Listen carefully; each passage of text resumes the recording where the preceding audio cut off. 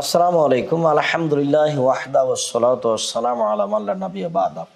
আপনাদের পক্ষ থেকে অতীব গুরুত্বপূর্ণ জিজ্ঞাসা, কুরবানির পশু জবেহকারীকে পারিশ্রমিক হিসাবে গোশত দেওয়া যাবে কি? সম্মানিত দিনী ভাই বোন, আমরা আমাদের দেশের এলাকার প্রথা হিসাবে সাধারণত কুরবানির গোশতই দিয়ে থাকি।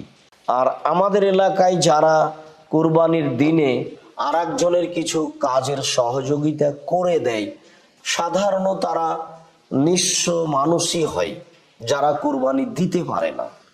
আর তারা আমাদের সাথে কাজ করে কিছু গোশত পাবো এ আশায়। সম্মানিত দর্শক মণ্ডলী, যারা আমাদের কুরবানির পশু জবে করার পরে গোশত রেডি করার ব্যাপারে সহযোগিতা করে থাকে, তাদেরকে আমরা পারিশ্রমিক হিসাবে কিছু দিব, এটাই শরীয়ত। তবে আমরা গোশত দিয়ে দিতে পারি কিছু অসহায় মানুষ হিসাবে, তা বিনিময় হিসাবে নয়। কেননা কুরবানির গোশতকে বিনিময় হিসাবে দিতে রাসূল সাল্লাল্লাহু আলাইহি সাল্লাম নিষেধ করেছেন। তাহলে আমরা যেভাবে এলাকার সাধারণ অসহায় মানুষেরা আমাদের সহযোগিতা করে থাকেন, সেই মানুষগুলিকে সান্ত্বনা দেওয়ার জন্য, খুশি করার জন্য তাদের হক হিসাবে আমরা তাদেরকে দিব, আর পারিশ্রমিক হিসাবে কিছু পয়সা দিয়ে দেব। তাহলে সে দুই দিক দিয়ে উপকৃত হলো, আর এটাই ঠিক হবে। কেননা রাসূল সাল্লাল্লাহু আলাইহি সাল্লাম যেভাবে বলেছেন তাতে তো খাস করে পারিশ্রমিক দেওয়া যায় না।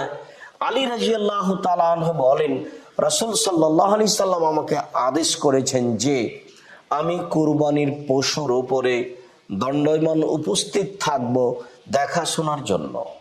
অনুকসেমা জুলুদাহ ওয়া জেলালাহা, তার চামড়া, তাকে শীত থেকে বাঁচানোর জন্য ব্যবহৃত বস্ত্র আরও গোশত দরিদ্রদের মাঝে বন্টন করে দেব।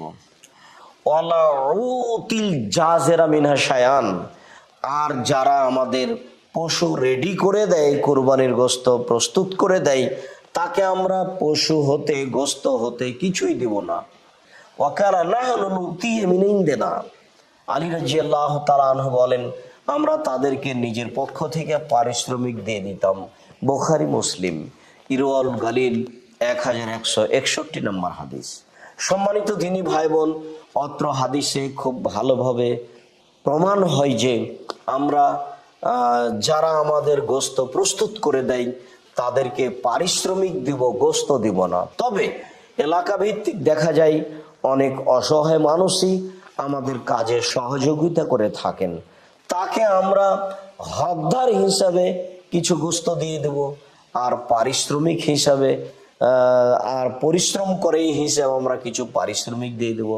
সম্মানিত দিনী ভাই বোন, আমরা এইভাবেই যদি আমল করি তাহলে তা হাদিস অনুযায়ী হবে। আল্লাহু আ'লাম বিস-সাওয়াব। ওয়া সাল্লাল্লাহু আলা নবী ওয়া সাল্লাম। আসসালামু আলাইকুম।